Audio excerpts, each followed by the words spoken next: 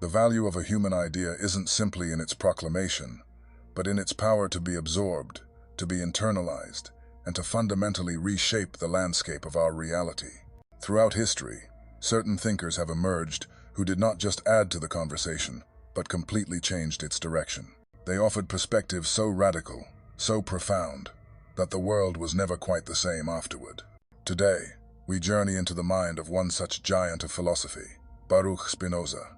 He didn't come to us with tales of a distant, celestial monarch, a god to be feared or appeased. He didn't offer a deity sitting on a throne in some unreachable heaven, judging the affairs of humanity.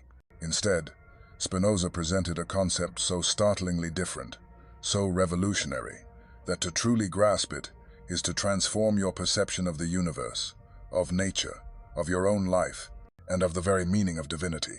But who was this man, Baruch Spinoza, and what did he truly mean by his concept of God?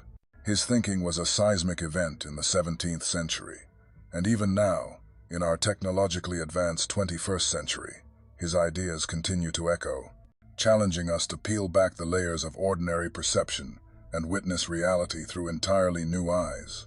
In this exploration, we will carefully dissect the essence of Spinoza's grand vision. We will approach it not as a dry academic lesson, but as a living philosophy, something to be understood in a way that is both simple and deeply meaningful. Our goal is for you to comprehend what is truly at stake in his philosophy, to see how it possesses the potential to profoundly reorient your life, and to learn how, through the lens Spinoza provides, we can begin to perceive the sacred, the divine, in every single thing that surrounds us. Join us on this intellectual and spiritual adventure. It is a remarkable thought that one of the most towering figures in the history of Western philosophy, Baruch Spinoza, could put forward an idea at once breathtakingly simple and earth-shatteringly revolutionary. He did not enter the world stage with the intention of founding a new religion, nor did he seek to establish yet another god to be placed upon a pedestal for worship. His mission was to unveil something entirely distinct, a paradigm shift in our understanding of existence itself. Spinoza extends a profound invitation to us all, to let go of the long-held vision of an external God, a being separate from ourselves and from the world we inhabit. He asks us to release the notion of a divine creator who engineered the cosmos and then stepped back. In its place, he encourages us to embrace a radical and beautiful alternative, the idea that God is, in fact, everything that exists. God is not out there, but is immanent, an all-encompassing presence woven into the very fabric of being, dwelling within every atom, pulsing in every thought, and guiding every motion of the cosmos. For Spinoza, God is the universe itself, in its totality. But let's unpack that. What does it truly signify for God to be immanent? For Spinoza, this means that God is not a force or entity existing outside of or beyond the world. God does not occupy a remote paradise, nor does God function as a separate being who occasionally intervenes in the course of human history to perform miracles or answer prayers. Rather, God is the very substance of the universe, the foundational essence that permeates, sustains, and constitutes the intricate order of all that is, was, and ever will be. To grasp this, imagine for a moment a boundless, infinite ocean. It stretches beyond the horizon in all directions. No matter where you look, no matter where you dip your hand, the water is fundamentally the same. The ocean is an indivisible, unified whole. Enormous waves may rise and crash upon the shore. Currents may shift and change their course, and still pools may form. But the essential water that composes them all is identical everywhere. Spinoza's God is precisely like this cosmic ocean. Every tree reaching for the sky, every distant star burning in the night, every living creature, and indeed, every human being, is simply a unique expression, a temporary form, of this single, divine substance. There is nothing outside of God, nor anything above God, for God is the very essence of what we call reality. Therefore, the most critical point to internalize is that for Spinoza, God and the world are not two separate entities.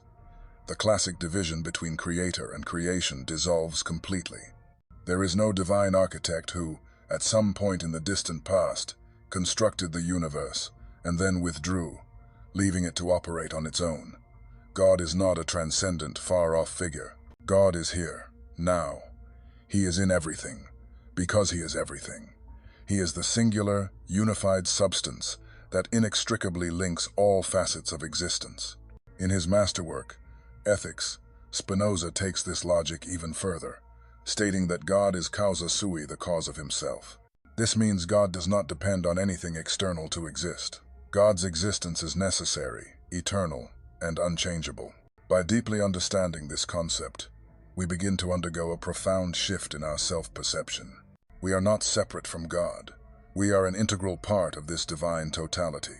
If God is the unique and infinite substance, then we, as human beings, are finite manifestations of that substance. We are like the individual waves that rise and fall, seemingly separate for a moment, in the vastness of the ocean. Our individual forms are temporary, but our essence, the water that makes us, is the same eternal essence of the ocean itself. Spinoza's philosophy is a powerful challenge for us to recognize the inherent sacredness of the world we inhabit. He invites us to look at the silent majesty of the mountains, the intricate patterns of a leaf, the flowing of rivers, and the endless expanse of the stars, and to see in them the direct expression of God. The quest is not to seek an external deity, but to awaken to the realization that divinity is already here, now, present in every breath we take, and in every beat of our hearts. This immanent God does not demand our ritualistic worship or our fearful obedience. Instead, it asks for our understanding, our intellectual love, and our recognition of its all-encompassing totality. True spirituality, according to Spinoza, does not reside in the adoration of an external being. It lies in the profound comprehension of the universal order and the peaceful acceptance that we are an inseparable part of something magnificent, something infinitely greater than our individual selves.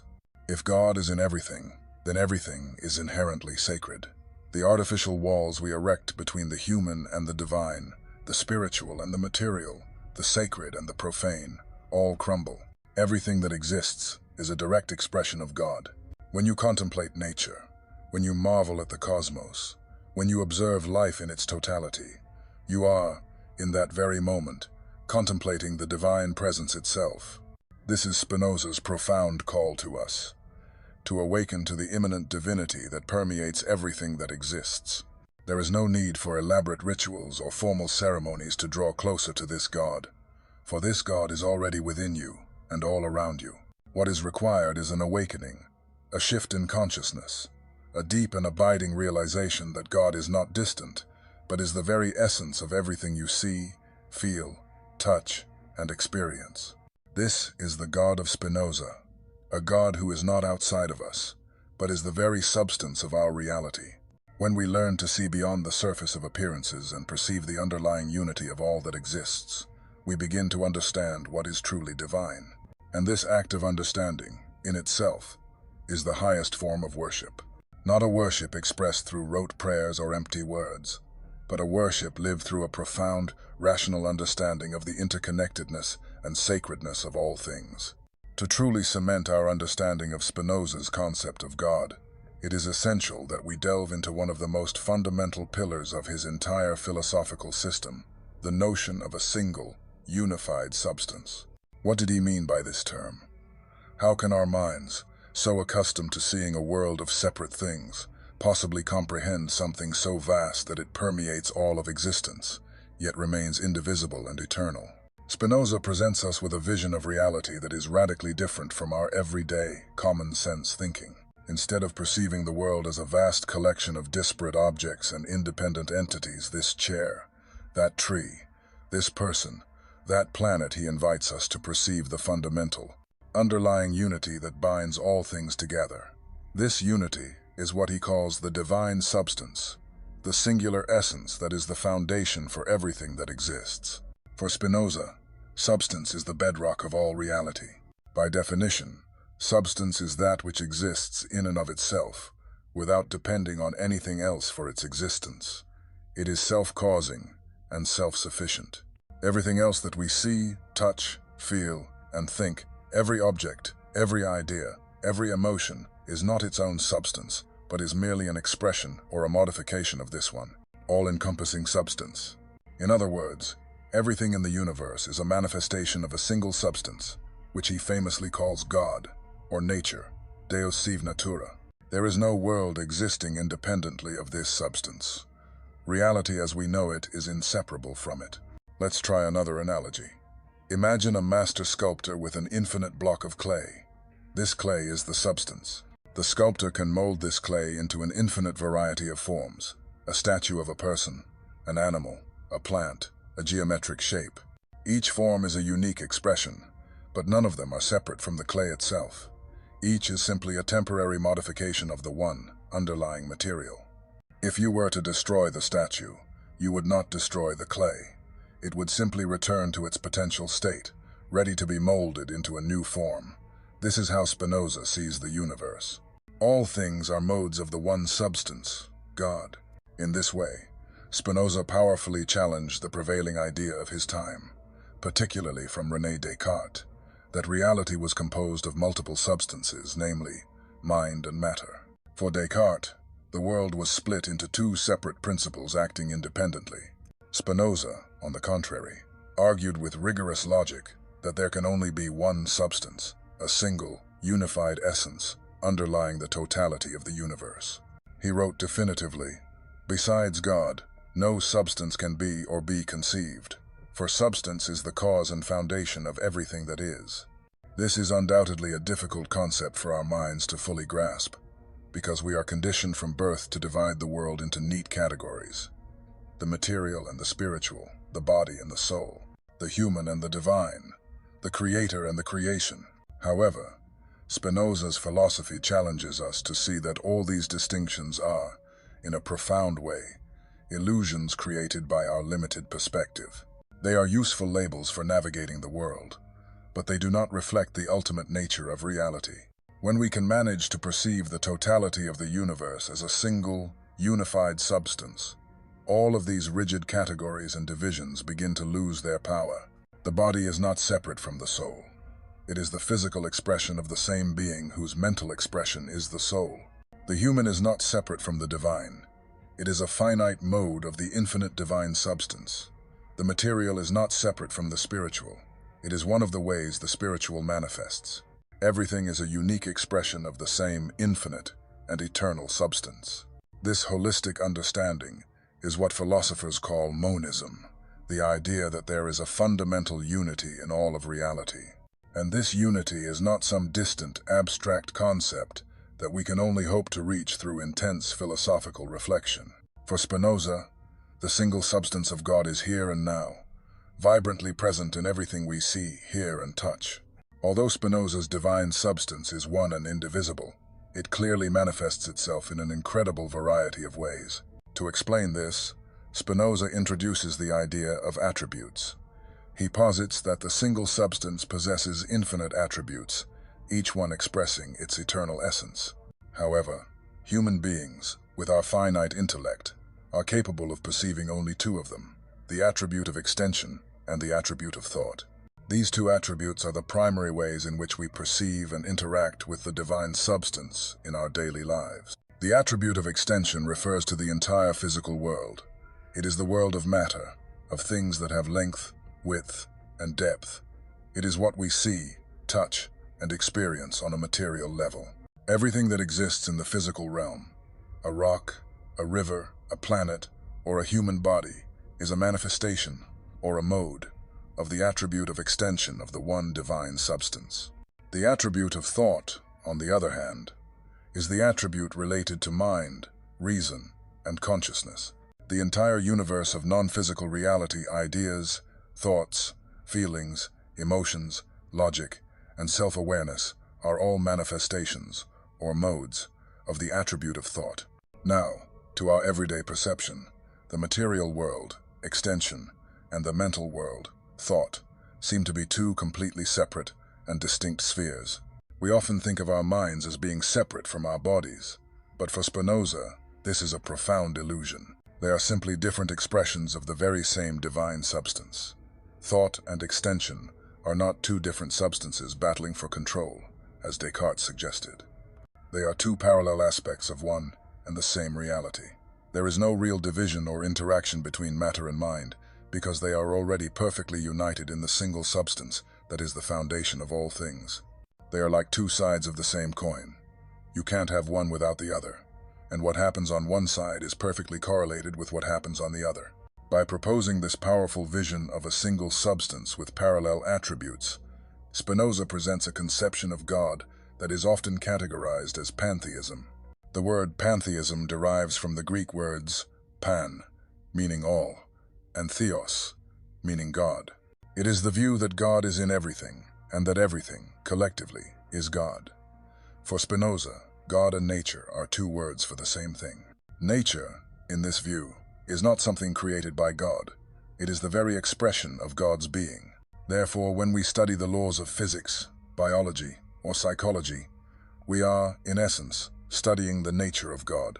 When we look at the world around us, we are looking directly at the face of God. The question of human freedom, in its deepest and most challenging conception, has been a central battleground for philosophers for centuries. But what does Spinoza propose in his radical view of determinism and freedom? His answer is one of the most counterintuitive and yet liberating in all of philosophy. For him, freedom is not the opposite of determination. Rather, true freedom is a way of living in perfect accordance with the true nature of reality, liberated from the chains of the illusions that imprison us. Spinoza, in his relentless quest to understand how the universe operates, sees reality as an unbroken and coherent totality, governed by immutable, logical laws. Everything that happens is determined by a preceding chain of causes and effects. Nothing is random, nothing happens by chance. And here, a formidable challenge arises for our most cherished belief about ourselves. If everything in the universe is determined, what possible place is there for human freedom? What does it mean to be free in a cosmos where every event is necessary? Spinoza's answer is as surprising as it is profound. For him, freedom does not consist of some mystical ability to choose without any restrictions what we commonly call free will. He considered that idea an illusion born of ignorance. True freedom, he argued, is found when we live according to the laws of nature and the dictates of our own reason. It is found when we liberate ourselves from the fiction of an independent will and recognize that our desires, our thoughts, and our actions are all part of an infinitely complex chain of causes and effects that extends through all of time. Freedom, then, is not the absence of determination, but the ability to understand that determination and act in harmony with the totality of existence.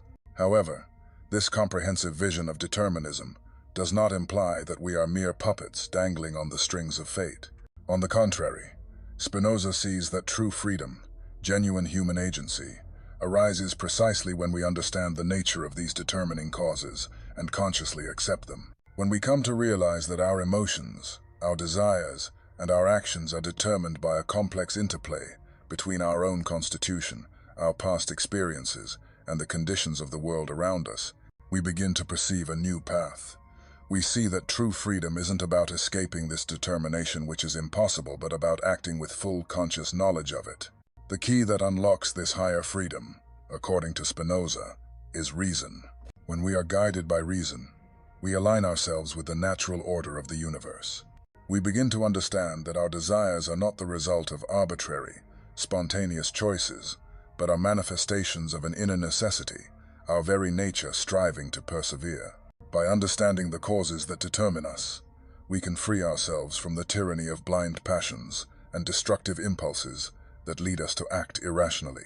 This concept of freedom, therefore, is not a release from the chains of determinism, but a conscious and willing acceptance of it, coupled with the ability to act in conformity with the laws of nature and the guidance of reason.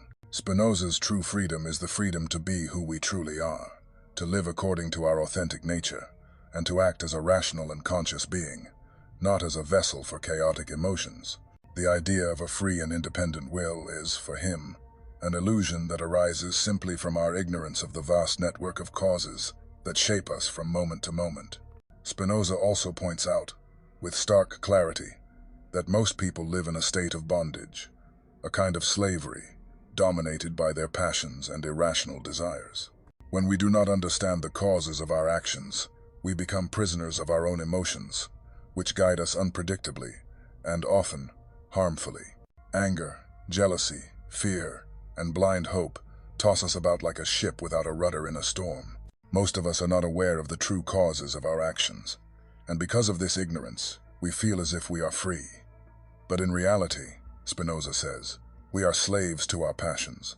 Therefore, freedom for Spinoza is ultimately a matter of perception, wisdom, and intellectual growth.